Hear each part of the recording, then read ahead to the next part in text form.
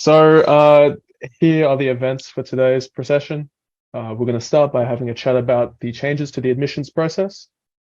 We're going to talk about the medical admissions timeline from now. We're going to talk about the portfolio that you'll have to do for UOW and a little bit about Macquarie as well. We'll run over the specific requirements for each university. We'll talk about how to preference and place your preferences, as well as the places that you can get. And then we'll have a chat about the MMIs and interviews and other criterion required to enter medicine. So, who are we? My name is Emmanuel, once again. I'm a biology, physics, and chemistry tutor at GradReady. I'm currently a second year medical student at the University of Sydney, and I did a Bachelor of Science at UQ. Tim? And I'm Tim. I'm a biology tutor at GradReady. I also do a bit of content development, helping out with creation of questions and things like that. Currently, I'm in my third year of my medical degree at UniMelb. I graduated with a Bachelor's of Biomedical Science in UniMelb as well, majoring in pathology. So it's good to meet you all.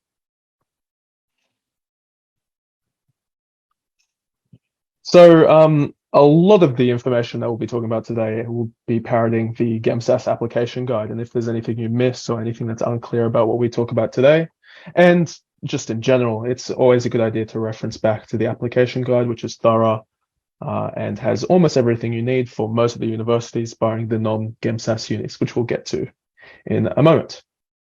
So if you'd like, click that QR code and take a look. Yeah. Oh, you're fine. Anyways, first let's discuss the changes to the admissions process.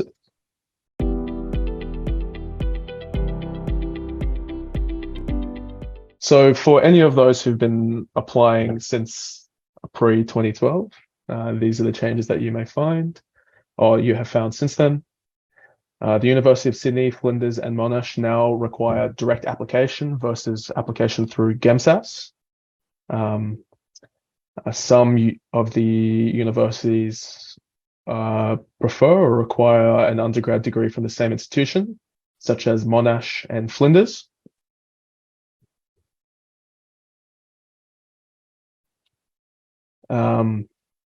There has been the addition of an interview at UQ from 2020 onwards. The GAMSAT itself has moved from a paper-based format to an online format in 2020. And in terms of your results and how they apply to your GPA, several universities are no longer considering results from 2020 due to the pandemic, which may be beneficial to some of you who might have struggled during the pandemic. This is in all the universities, and I think we'll have a list later on. There are some course prerequisites added for UQ, and the University of Melbourne has actually removed prerequisites. One second.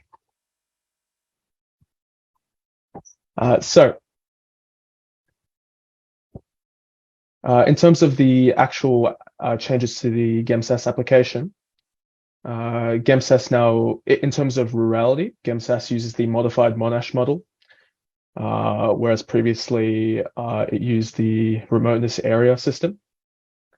So this might change the degree of rurality you have and how much it can contribute to your application. So just keep that in mind and take a look at that if you'd like. And this will apply to all GEMSAS universities. And so if you'd like to take a look as to whether you fit into the rural schemes, you can take a look at that QR code.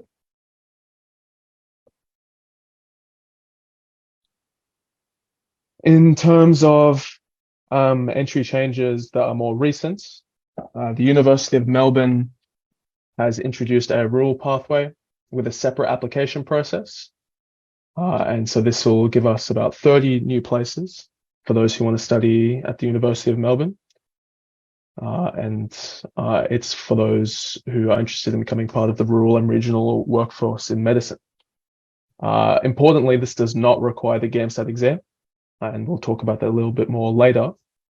The University of Sydney also has a rural program, It's the Dubbo stream, and it supports 24 students. This does require the GAMSAT, and it also requires a personal statement, which isn't usually required for the University of Sydney. An important one, actually, is that UNDS, or Notre Dame, Sydney, and Fremantle have removed portfolios and replaced it with the Casper test. So they join the University of Wollongong in requiring the Casper. And yeah, there we go. University of Wollongong requires the Casper as well as something called the snapshot. The Casper is a 100-minute to 120-minute online open response situational judgment test. They provide you a set of situations and you have to respond with how you would manage those situations. And the snapshot is a 15-minute one-way interview with standardized questions. So one-way in the sense that there's no one actually there asking the questions. The questions will be provided to you and you answer them. As discussed previously, the University of Queensland has 2 science prerequisites now in cell biology and systems physiology. These are second-year units in those topics, and there is a table where you can compare your units that you've done in your undergraduate, say you aren't from UQ, and compare them to these prerequisites and see if they match. The University of Queensland also has a program called the Central Queensland Wide Bay Regional Medical Pathway. It's another rural program which adds 60 places in 2023. So to apply for this pathway, you must select UQ as your first, second, or third preference. And on the UQ preference page, you can select this pathway. And if you're unsuccessful in obtaining an offer in this pathway, you'll just be considered for the regular Brisbane program. So there's no risk of picking the wrong one.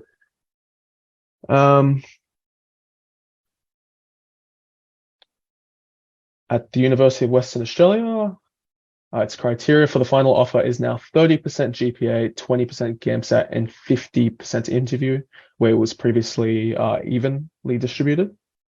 In addition, it's worth noting that rural applicants will be ranked based on a separate weighting structure, where 22.5% is GPA, 15% is GAMSAT, 37.5% is interview, and 25% is rural rating, which is a bit complicated, but very nice for our rural friends. And the University of Western Australia has increased spots from 64 to 103 as well. Deakin has made some changes as well. Deakin University aims to recruit 50% of its cohort from rural applicants this year. Again, awesome for those who are from a rural background. And a minimum of 25% of domestic applicants will be allocated to applicants from a rural background, in addition to 30 domestic places reserved for the rural training scheme.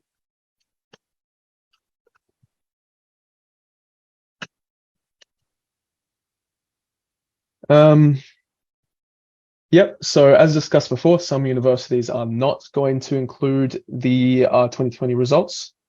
This is a list of universities that do include the 2020 results. I'm not going to read them all out, but this is a list of them. Importantly, some universities will not use them, including Wollongong, Deakin, and the University of Melbourne.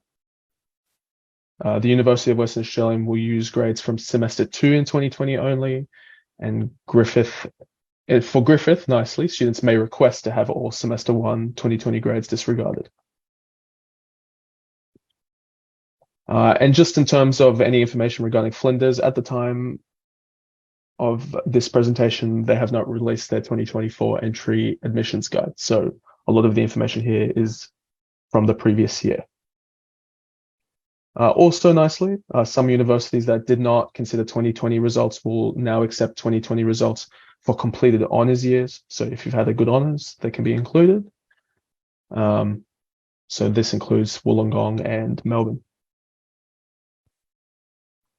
Okay. All right. So, yep. Next, I'm going to talk about the timeline for the medical admission. So important to put these in your calendar. All right. So we're in the 4th of May at the moment. So we're right around here. The USyd, the University of Sydney, applications have opened. GEMSAS applications have opened as well. So around this month, you're going to do all the applications up to next month for these specific universities here. You can take a screenshot of this if you'd like. The offers of the interviews will be released in early September, and the interviews will occur in September and October. And finally, the offers will be released November through to January of next year. All right.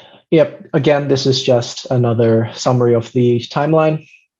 You've all done your GAMSAT for during March, and results will be released in late this month. Interview offers will be released in August to September, and then interviews in September, and offers, as I said, released from around September to January of next year. So I think it's a good time to start organizing everything that you need to do. For example, using an Excel spreadsheet over here, because you might have different application needs than others. Some might need portfolio, some might need Casper tests, situational judgment tests, and they have different times. So depending on which one you want to apply to or which one you preference, it might be a good idea to start getting organized in this way. This is just a summary of what I said. Start getting organized. And you can find all the information, as we said before, in the admissions guideline for both GEMSAS and University of Sydney. You can copy the links over here, but they can be easily found online anyway. So this is a section that used to be a lot more important than it is now. The portfolio is a thing exclusive to the University of Wollongong. But it's still important to talk about, and so we shall. So the University of Wollongong requires a portfolio in their application, and students should check the UOW Medicine's website for official direction and attend their open nights, where they'll talk more about their vision for the medicine program and where you fit, so you can sort of fit yourself into their mold per your portfolio. It requires referees for each of the things that you talk about, and so you should contact them now or as soon as you can to ask for permission and to have backups. And as said again, you should start drafting as soon as you can, and make sure to reflect on your experiences and not just describe what happened. It's important to think about how your experiences reflect on you as a person and what they say about your capabilities and the way that you sort of tick. And it's important to think a couple of steps ahead in terms of what it means. Don't just leave it at, I do this and therefore I am like this. Think about it a little bit more deeply, if that makes sense. So remember to focus on the outcome, i.e. how the activity makes you a strong applicant, rather than just describe the activity.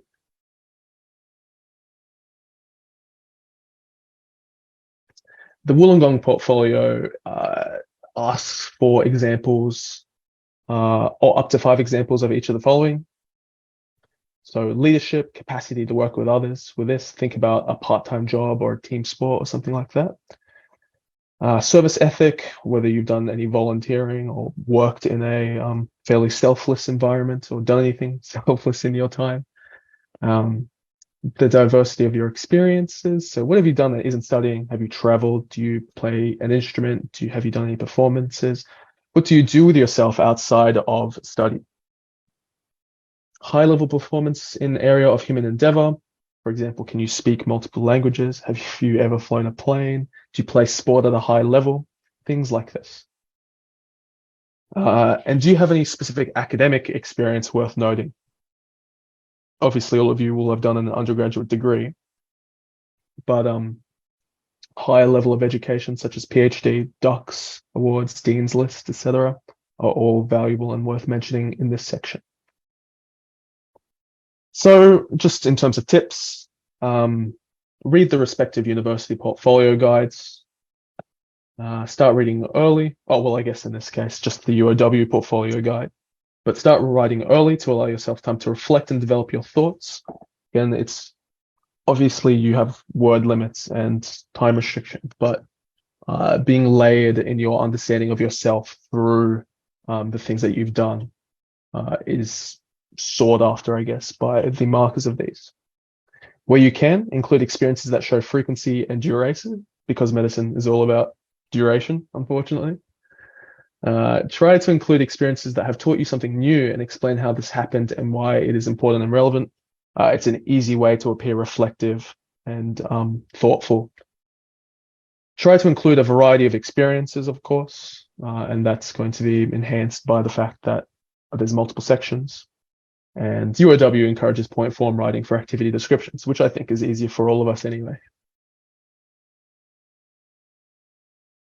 Now, UOW is the only significant portfolio. Macquarie requires a personal statement. And so it includes answering questions specifically related to the Macquarie MD program. So it's important to understand what they're about per their website and any seminars that they may do. It's not graded, but it's deemed satisfactory or unsatisfactory. And so only students with satisfactory personal statements may receive an interview offer. So it doesn't need to be lights out, but it does need to be good enough just so you can get in the door. There are other personal statements, such as the USID one for the rural program, but that's fairly rural specific. Onto the specific requirements for each of the universities. This is the bulk of our presentation here. So first, let's talk about the University of Melbourne. The University of Melbourne is not using 2020 results unless it's an honours result or a pre-pandemic grade submitted, such as like a summer semester course. The criteria for an interview offer is 50% GPA and 50% GAMSAT. The GAMSAT is unweighted. So the mark that you'd get on your GAMSAT is weighted, where they double the value of section 3. In UniMelb balances them evenly. So those who may be stronger in section 1 and 2 may prefer an application to UniMelb, for example. And those who are strong in section 3, the opposite. The GPA is calculated with a one-time multiplier for year 1 and a double multiplier for year 2, 3, and beyond in your undergrad. There's a graduate access scheme that Melbourne has, which can provide you extra points for your application if you have a previous status as a refugee, are disadvantaged socioeconomically, and have any disabilities or chronic medical conditions or any personal difficulties. And you can apply for that through the University of Melbourne themselves, rather than through GEMSAS. In terms of postgrad study, GPAs may be adjusted in the applicant's favor for applications with a completed PhD or master's qualification, though this isn't guaranteed, and I'm not entirely sure of how they determine this. And honours degrees must be completed by the end of semester 1 to be included. The final offer is a 25% GPA, 25% GAMSAT, and 50% multiple mini interview split. For Deakin, Deakin is also not using 2020 results. The criteria for an interview offer is 50% GPA, 50% GAMSAT, plus whatever bonuses they may include. And we'll talk about those below. They do use a weighted GAMSAT, so they double the value of the section 3. The GPA calculation is a 1 times multiplier for year 1, 2 times for year 2, and 3 times for year 3. I think this is usually how it is, and UniMelb is a bit of an exception there. An exception, again, is that it's not including 2020 results. PhDs are included as well. And the minimum weighted GPA is 5. They have a series of good bonuses. So if you have prior clinical experience, they include a 4% bonus. Work experience, 2% bonus.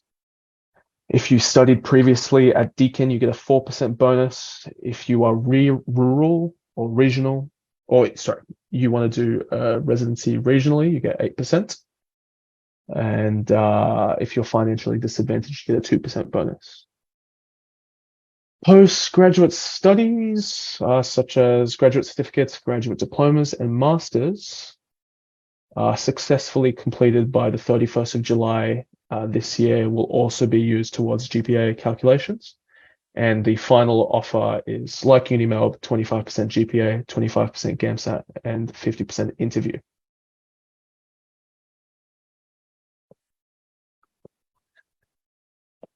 The University of Sydney, where I'm from, 225 Commonwealth supported places are included, including bonded medical places, and 24 of these are now in Dubbo, in the Dubbo stream. And these offers are to Aboriginal and Torres Strait Islander and rural applicants first. That is the Dubbo spots. The requirements to apply are a GPA at a credit average or a GPA of 4.5 if you're rural, and the honours years do count. The GAMSAT score has to be above 50 in each section. And if you meet the GPA hurdle and are above the GAMSAT threshold, which is never revealed ahead of time, you fill out the confirmation page and then you're in.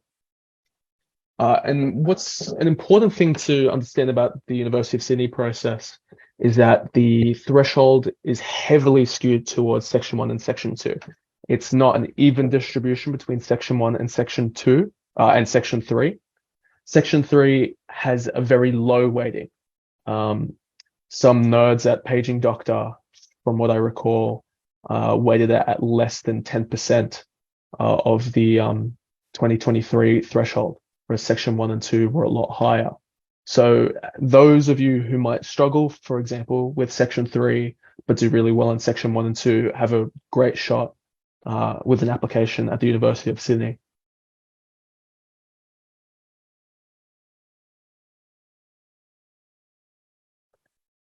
And also remember, of course, that UCID is not on the GEMSAS consortium, so you have to apply directly to UCID, and you have to do your GPA calculation through UAC rather than whatever scheme GEMSAS has.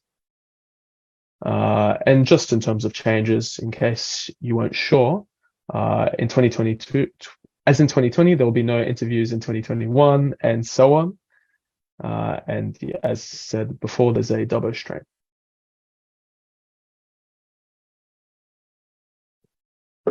They have their own separate admissions guide. So these are the QR codes. If you're a domestic or international applicant, please take a look at these if you're interested in applying to the University of Sydney.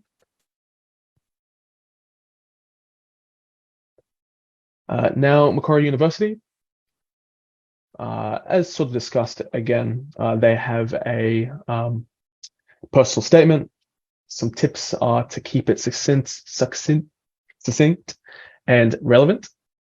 Also a good idea to refer to global health, such as health issues in Hyderabad, India.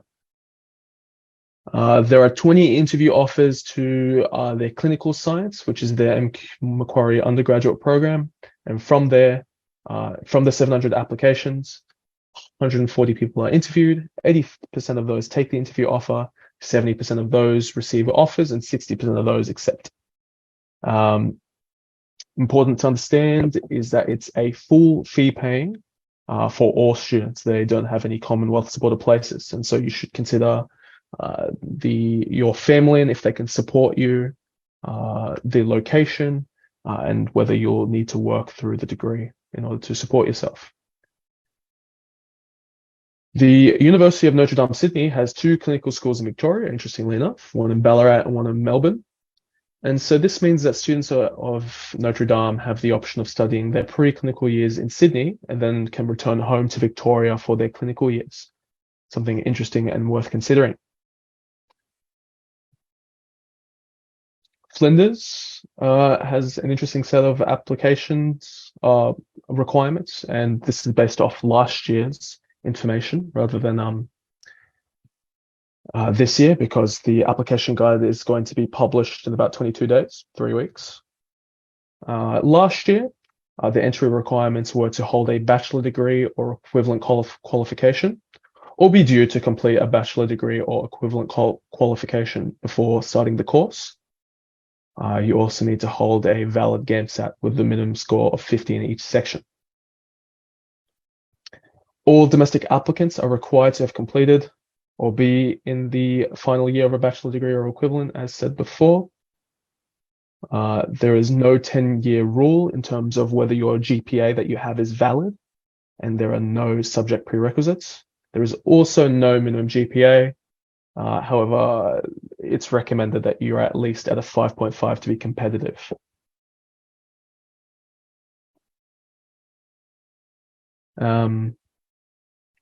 There are some bonuses for select groups of students. So Aboriginal and Torres Strait Islanders can get in through the GAMSAT, where they can meet Flinders' Aboriginal and Torres Strait Islander sub-quota for student entry. They also have some options for non-GAMSAT entry for Indigenous students, and these are all awesome and worth looking at. But both of these entries require an undergraduate degree at least.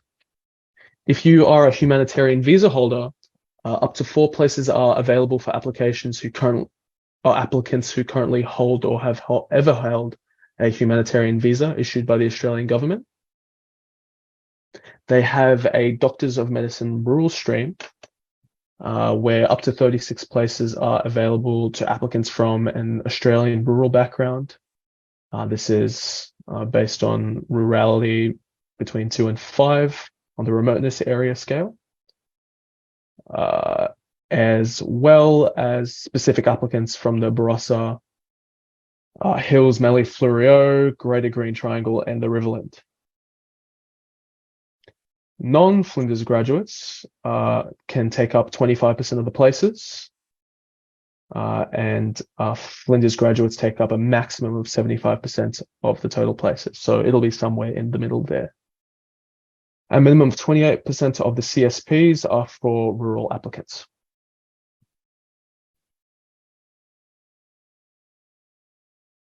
So up to 25% places are available for Flinders graduates whose most recent bachelor degree is one of the following. And there's a list there that you can take a look at. Yep.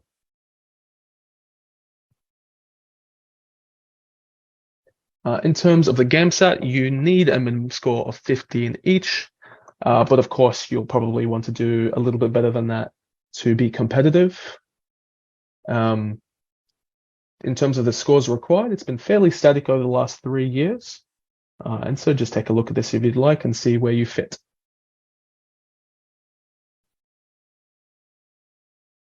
Flinders has an interview. And interview offers are based on weighted GPA from the latest completed bachelor's degree and your GAMSAT score, 50-50. The interview is a panel interview, so you'll be in front of 2 to 3 people. That goes for about 45 to 50 minutes. You book it via email, but you do need to pay an administrative fee of $57 before it can be confirmed. Previously, at least in 2023, they offered both face-to-face and online interviews due to COVID. However, this may be due to change in 2024. We'll just have to see. Hopefully they continue to offer both. In terms of what might be required from you, the interview conducted in both South Australia and the Northern Territory is semi-structured and uses a common set of scenarios and questions for applicants to assess qualities considered important for both success in the medical program and in subsequent medical practice. That's Flinders, and it's a little vague, but all reasonable, of course. The specific qualities assessed include quality of your motivation, learning style and team skills, communication skills, pro-social attitude, personal management and self-evaluation skills, and your approach to decision making. So again, important to reflect on who you are and why you want to do this in order to succeed. In terms of applying, you apply directly to the university, not through GEMSAS. You can put your preferences to study in Adelaide or Darwin.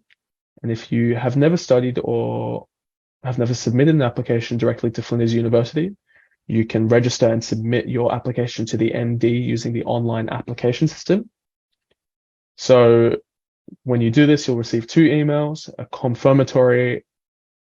confirmation of application submission, and a second email about a student ID. And so this might take a little while, but of course you will receive it. And then you can use that student ID for applications later down the road if you ever reapply. And this is the same if this is a little different if you've been made an offer at the Flinders University more than 12 months ago, where you need to reactivate your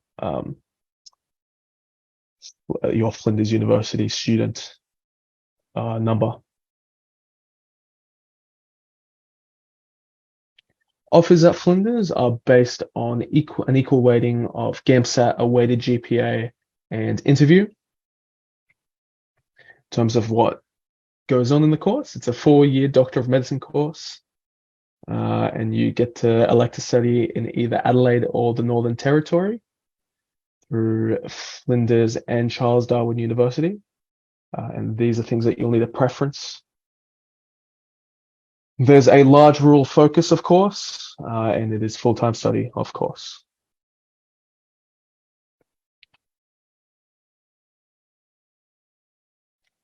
The University of Adelaide is a 6-year full-time Bachelor of Medical Studies and Doctor of Medicine course. It's 2 separate degrees, but they feed into each other from 2022, and they'll be considered 1 degree.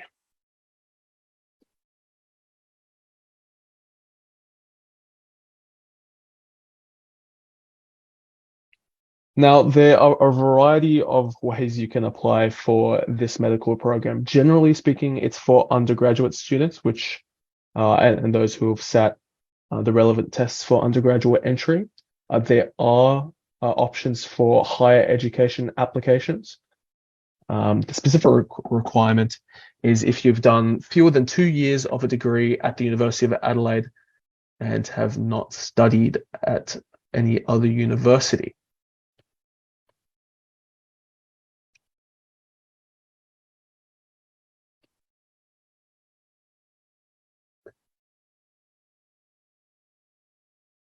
There's a set of questions, by the way, but I'll just answer Ash's question now. It will be recorded, so if you're a little busy, you can find it on Facebook a little bit later. So just in terms of that higher education pathway as discussed, your only tertiary record of study must be at the University of Adelaide.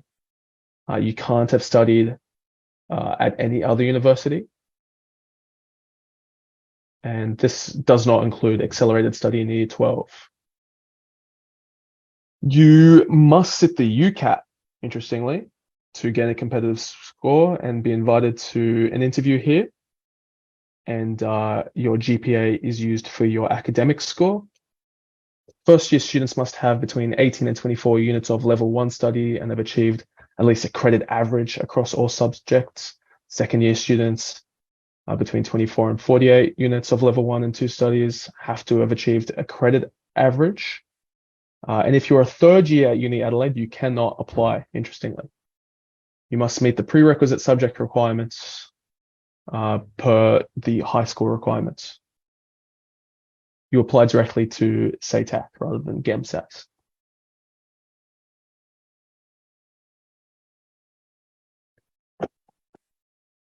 UQ,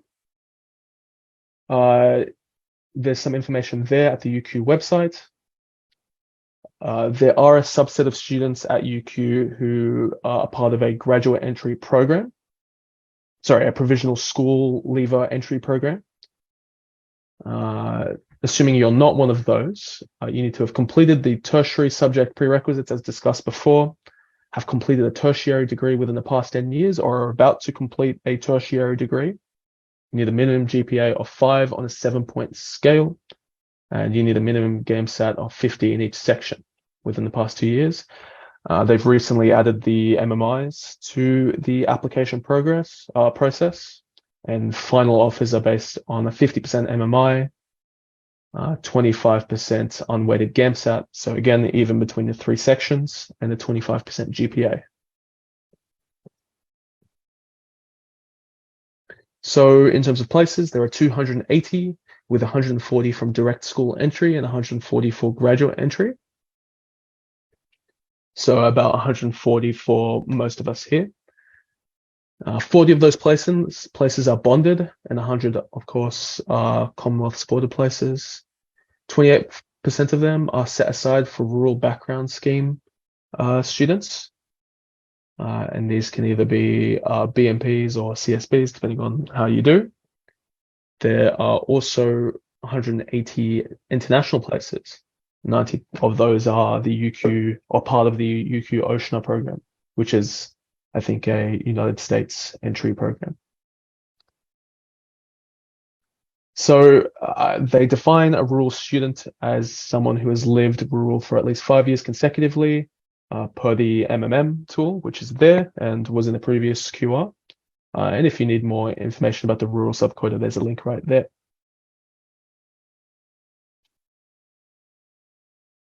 Okay. Importantly, there's an Aboriginal and Torres Strait Islander admission pathway as well. For graduate entry into UQ, this requires the successful completion of a bachelor's degree from an accredited institution, or you're in your final year. They also encourage a GAMSAT, but it's not required to be part of the application. It also, of course, requires confirmation of your Aboriginal or Torres Strait Islander status and personal resume. And it must include 2 referees, an academic transcript, a brief, and a brief personal statement as well. Okay. Tim, you got it from here, or would you like me to do Griffith as well? No, I'll get it from here. Okay. All right. So for Griffith, we've got 142 Commonwealth supported places, 56 bonded medical places, and up to 35 international places. And they've also got the Bachelor of Medical Science provisional entry pathway. There's 80 of these, and 28.5% of those have bonded medical places. And you're going to study either at the Gold Coast campus or in the Sunshine Coast Health Institute. When you're applying, it's important to specify the type of place, preference of the type of place, and preference for your location. And you can have any degree before applying, so there's no preferred key degree or area of study.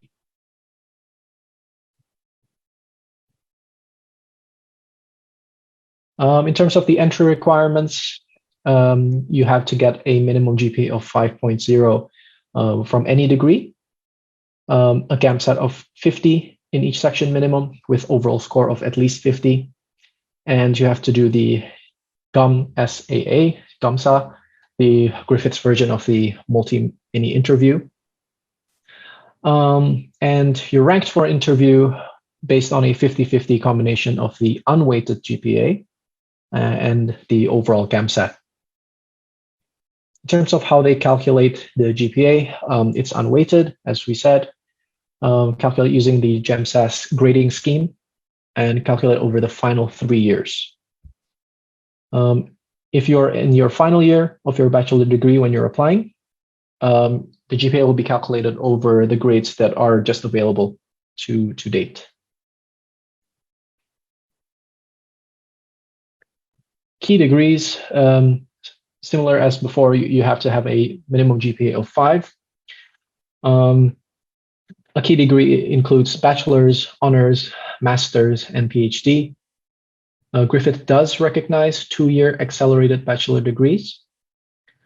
And yeah, basically what we've said, GPA is calculated over the final 3 years of study and must be completed by the 31st of December. If you do an honors degree, an incomplete 4-year embedded must be completed by 31st of December. And an honors degree will not be used if it's a standalone honors degree and not completed by 31st of July. If you do a master's by research, coursework, or PhD, it must be completed by 31st July in this year, basically. As we said, the GPA is unweighted. PhDs receive GPA of 7. If you complete master's by research only, you will receive a GPA of 7 for the duration of full-time study, up to 2 years. And if you complete a master's by coursework or a combination of coursework and research, then the GPA will be calculated from whatever's graded. Now here is the admission guide for Aboriginal and Torres Strait Islander applicants. You can have any degree, any key degree for the Doctor of Medicine, so no prerequisite. You have to have a minimum GPA of 5. You don't have to do the GAMSAT. You apply through GEMSAS and you identify yourself as Aboriginal or Torres Strait Islander and include Griffith University as a preference. Next, you should contact Griffith University and provide your GEMSAS application number. You don't have to do a GAMSA interview, but there is a first people applicant interview where you'll be interviewed by a panel, which includes a representative from the Gomeroi Student Success Unit, the Office of the Pro Vice Chancellor, who is Indigenous, and Griffith Health. A bit more on the interview. The Griffith University Multiple Station Admissions Assessment, or GAMSA, is designed to assess personal qualities deemed desirable. Very general, but this is basically what all the universities do. This is a scenario-based multi-station interview, and it's scheduled for the 20th of September this year, and it will be held online as well. For the final offer, it'll be based on overall ranking, so 50-50 combination of GPA, GAMSAT, and interview. The offers will be released in early November, and in the offer, you'll know both your place and your location. For both UQ and Griffith, in terms of the validity of your 2020 results, Griffith applicants, as we said before, can request to remove all the semester 1 or trimester 1 results in 2020, while UQ will use the results in 2020 for their GPA calculations. In terms of weighting, UQ uses subject credit value, not year of completion. As you guys have seen before, for Melbourne Uni, they weight each year a bit more than the last, and Deakin as well. UQ does not do this. They instead use the subject credit value. Griffith calculates an unweighted GPA, however, from the past 3 years.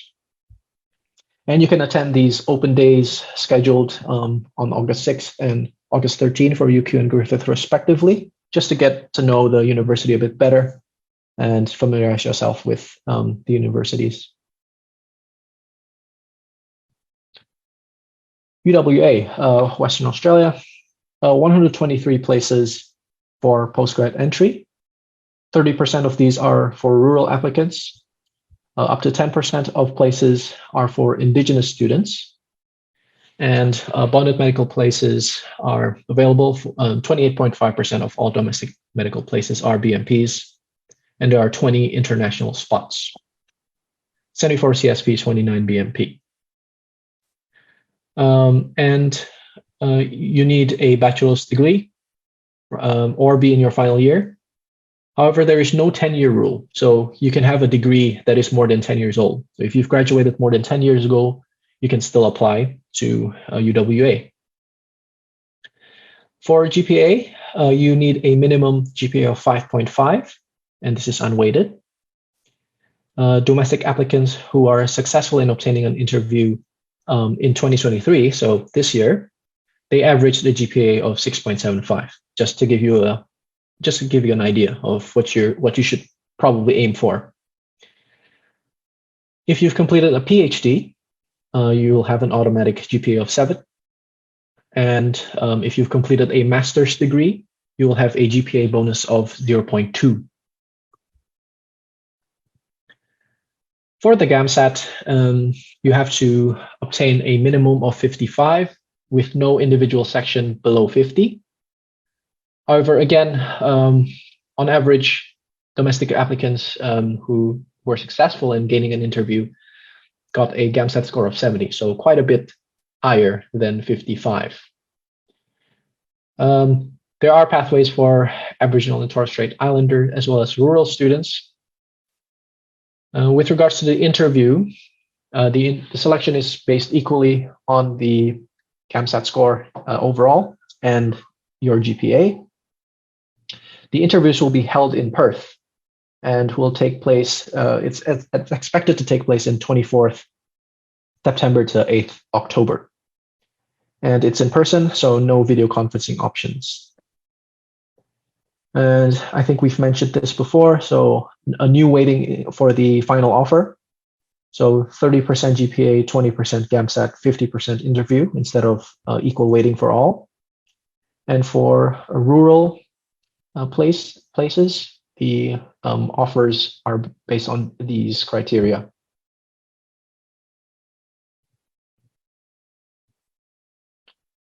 Just a bit on the UWA Medical School program. It's a 4-year postgraduate. First year, mostly theory. Second year, you have 16 weeks of clinical preparation, which include lectures and seminars, and then 24 weeks of hospital placements. In the third and fourth year, these are all hospital placements. And you can choose to take your third year as part of the rural clinical school. So you're doing a year in rural Western Australia. The rotations you'll go through are listed over here. I won't read through all of them, but yeah, these are the rotations you'll go through, and I'm sure it's quite similar in all the medical schools. University of Notre Dame. So for this university, they have 100 spots for postgrad entry. However, this might be subject to change. 43 of them are Commonwealth supported places, 17 are bonded medical places, and up to 60 are full fee paying. To qualify, you must have completed or be in your final year of a minimum 3-year undergrad degree, including an honors year if this is applicable, and this must be completed within the last 10 years. Minimum GPA is 5.2. Higher degrees like PhD will not be awarded, unfortunately, bonuses on your GPA. However, they will be awarded bonuses on the Notre Dame portfolio, which I believe does not exist anymore, Notre Dame. The weighted calculation over the past 3 years of study. So GPA is weighted over the last 3 years. And the third year is weighted the highest. In terms of GAMSAT, this is based on an unweighted GAMSAT score. You must have a minimum overall score of 52 with a minimum score of 50 in each subsection. And importantly, we mentioned at the beginning, the portfolio is instead replaced by CASPER, which is the situational judgment test. And this will occur in 3rd of May, 28th of May, and 8th of June, 2023. In terms of the interview, applicants are ranked according to a combination of their GPA, their unweighted GAMSAT, and the CASPER score, sorry, not the portfolio score. And approximately 200 applicants will be interviewed. And then the offers will be, interview offers will be released in September. And then everyone who fulfills the criteria basically will secure an interview spot, but will not, this does not guarantee an offer. The offers are based on this. So it'll be based on the Notre Dame portfolio, unweighted average GAMSAT score, average of the 3 sections, as we said before. However, for 2023, on average, students who are successful in getting a spot have an average GAMSAT score of 66, a GPA score of 6.64, is on average what they've attained. However, there's only a minimum of 5.2. And a Casper score, I don't think there is a cutoff for this one, but you just need to do a Casper score from an online situational judgment test. And finally, you have to do a multi-mini interview as well.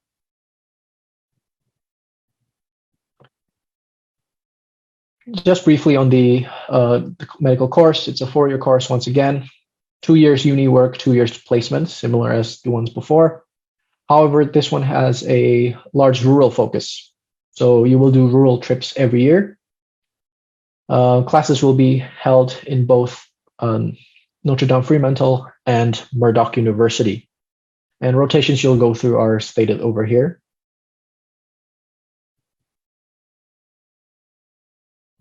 All right, on to you, Emmanuel.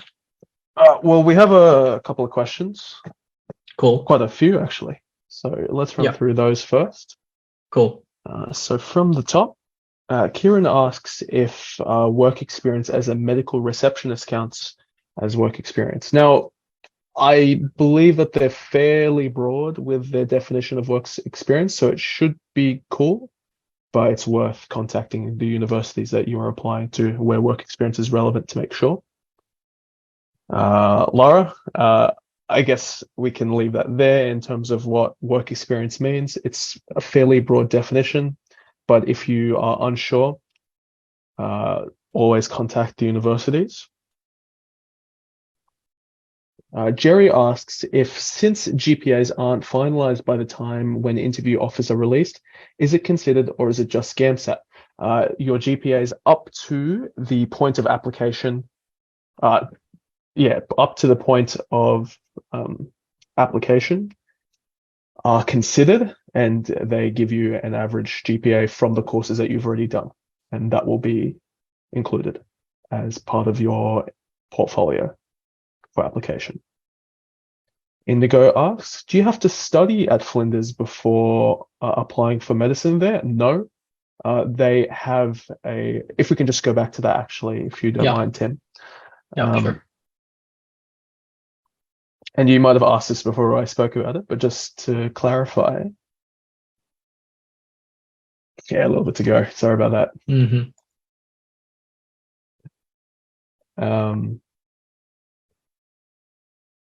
But yeah, so we'll do that.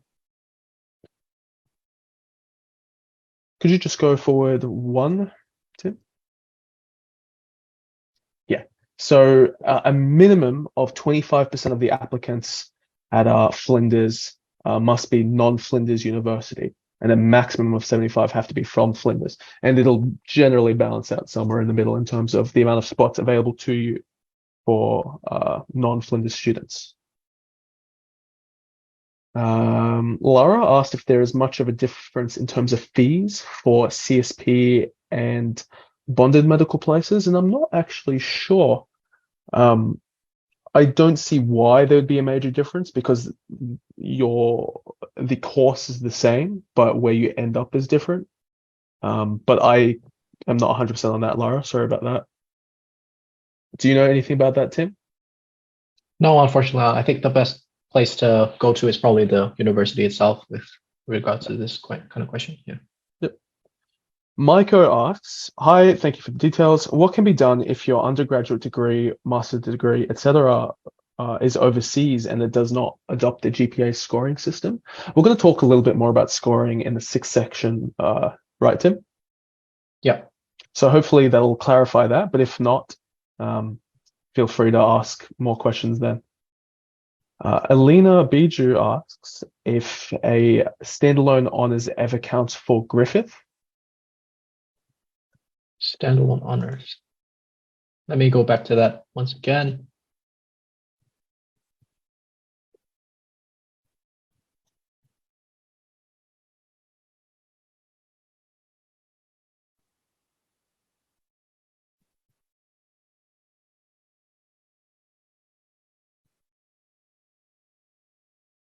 All right. Standalone honors. So does that mean? I think it Oh, okay. Yep, it doesn't really say over here. This is all I got from the GAMSAS admission guide. So I think you might have to send an email to them and ask them about this specifically. Do you have any idea, Emmanuel? Yeah, not too sure about that. And I'm not entirely sure what a standalone honors entails. I'm sure lots of postgraduate studies will count towards most universities, but Mm, when in doubt, again, contact universities and they can give yeah. you these specifics. Sorry, we can't be more specific than that, Alina. Yeah. Taz asked, how do we calculate GPA? We'll talk about that in section 6. Yeah. Yeah. Same to you, Lara. And yeah, if we don't answer your GPA questions by the 6th section, we'll just let us know. Notre Dame. Kieran asked about Notre Dame and whether it's the same requirements as Fremantle. As far as I could tell, yes. Yeah. I think so. Yeah. And are all 4 years studied in Sydney? Not necessarily, since Fremantle Sydney has campuses in Ballarat and Melbourne. And so the first 2 years will have to be in Sydney, but you can elect to go to Melbourne for the last 2 years. Sarah asks if your master's was undertaken over many years, does it matter? And as far as I understand, no, unless it took over 10 years to do your master's. Then there might be complications with some universities who only take GPAs over 10 years. But generally speaking, as long as you've completed your master's within 10 years, there won't be any complications at all as to whether it counts towards your application in any way.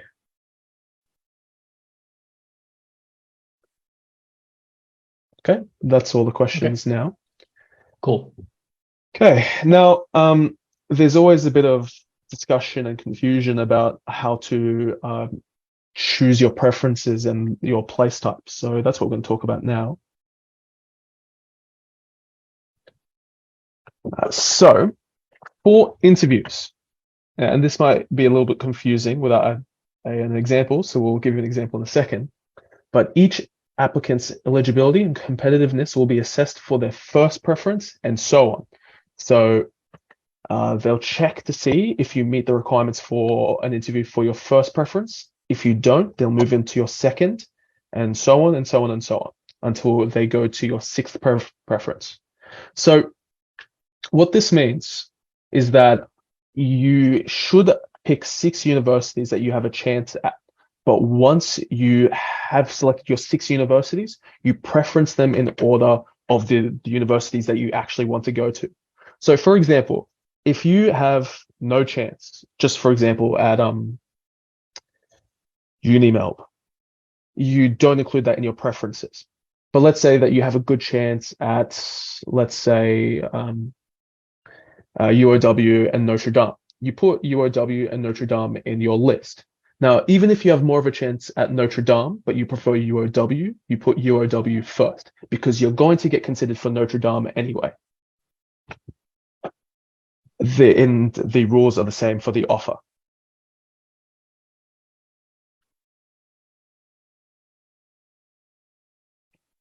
Perfect. Yeah, there's an example here. So let's run through this example again. So student X preferences as per the table here. If a student X is considered for an interview at UOW but does not rank high enough, they are considered for UNDS. And if they don't rank high enough, they're considered for an interview at UniMelb. There they rank high enough and are offered an interview. After the interview, they don't do good enough to get into UniMelb, but they are considered for an offer at Griffith and they do rank high enough, and so they receive an offer to study medicine at Griffith.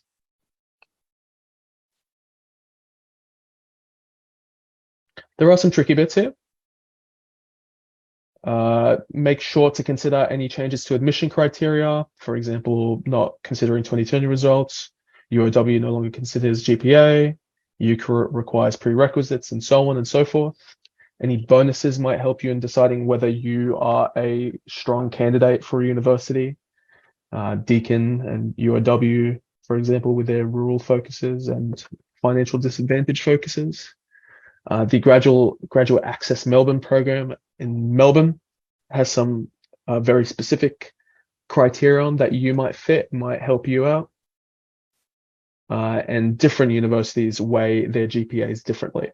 So, for example, UNDS and UNDF, Notre Dame and UQ use an unweighted GAMSAT score. Some use a weighted GAMSAT score. Some have a very specific GAMSAT skew, like the University of Sydney, for example. All things worth considering. Same with the GPA. Say you did very well in third year or first year, and you want to focus on which GPA scaling fits your scores. So in terms of the way you preference, first you rank all the medical schools on a blank piece of paper based on where you actually want to live and do your degree. So think about the city or town you want to be in, what the study is like, and what the work will be like once you've finished. If you don't want to live somewhere, do not preference it. And if you end up with more than 6 preferences on that page, cut out the ones for which you would be the least competitive. So in terms of preferencing, 6 universities to think about, 6 GEMSAS to add, 1 UCID and 1 Flinders application. Think about your admissions criteria, GAMSAT, combo, etc. Only preference places where you would actually want to go, of course, and list them in preferred order. Consider changes to admission criteria and check the bonuses. This is you. All right. In terms of actually, apologies. This is mine as well. Right. Yeah. Cool. So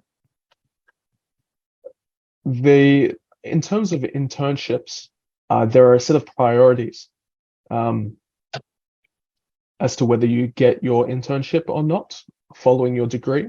Generally, medical graduates of New South Wales universities who are Australian or New Zealand citizens or permanent residents are guaranteed an intern position in New South Wales. Medical graduates of interstate or New Zealand universities who completed Year 12 studies in New South Wales who aren't Australian and New Zealand citizens are prioritized second, and there are priorities beyond this. And it also depends on the state in which you live and your background. You can take a look at the specific priorities here, as well as on the next page, probably. In terms of place types for the degree itself, there are CSPs and BMPs, Commonwealth supported and bonded medical places. These, the government can support you through HECS Help. The bonded medical places require you to spend 3 years in a rural setting following the completion of your degree.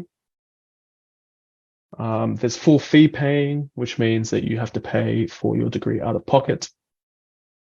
And there are also differences for international and permanent residents who aren't citizens.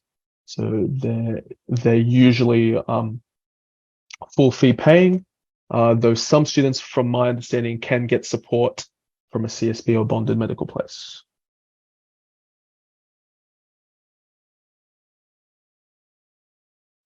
Yep. So domestic CSPs from New South Wales universities have guaranteed New South Wales internships, and everyone else does it.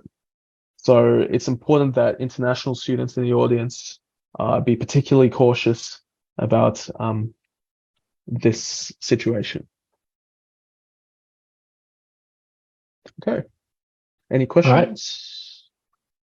Not as far as I can tell. On you go, Tim. Cool. So let's talk about the overview of the criteria and the interview as well.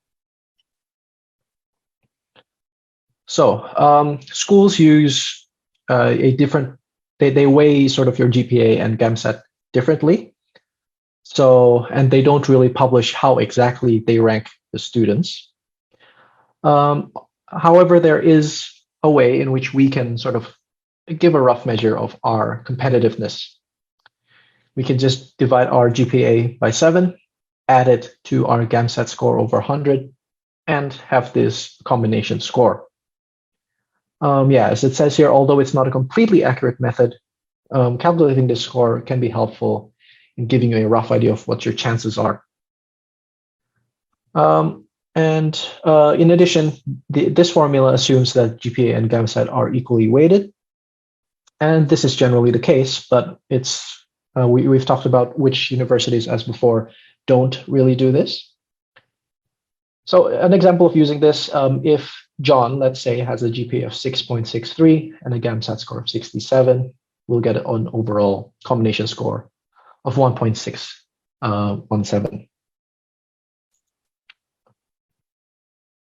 And in this table, a lot of numbers, but what it basically says, these are the universities on the left column here, available places for this year, 2023 entry. This will change for next year. But yeah, these are for CSP, BMP, and full fee paying. And we can see sort of the trends for the GAMSAT cutoffs for each year from 2013 onwards. A trend sort of is that the minimum score sort of keeps getting up every year, but there are some schools that go down in their cutoffs. And this sort of correlates with when they're adding interviews to their applications process. So UQ, for example, did not have interviews up to 2020, and you can see its GAMSAT minimum scores going up. They added an interview in 2020, and the minimum score, sort of the cutoff GAMSAT scores, went down. I think the opposite sort of happens here in University of Sydney. It's maintained a pretty high minimum GAMSAT of around 67, 68, 69. And then once they got rid of the interview, it's gone up even higher, 72. But yeah, so this is just a brief overview, just to sort of see where you are. In terms of selection criteria, you can take a screenshot of this. So universities on the left column, minimum GPA here, minimum GAMSAT score here, but obviously you want to aim quite a bit higher than the minimum. These are the availability of bonuses. So rural bonuses are available in all these universities, and postgraduate bonuses or subquotas are available only in these particular universities. Criteria for the interview offer, we've got the percentage of each GPA, GAMSAT, or portfolio. And the criteria for the final offer, we've got a combination of GPA, GAMSAT, portfolio, and interview, and the universities over here. And here are the unofficial minimum scores that we've obtained from just students giving up their scores, their sort of combination scores, just to see where you're at, just to give a brief rough idea. But again, this is not a hard and fast rule, just to give you sort of where you want to be aiming at. You can head to our website for all the specific details. And this is the website over here.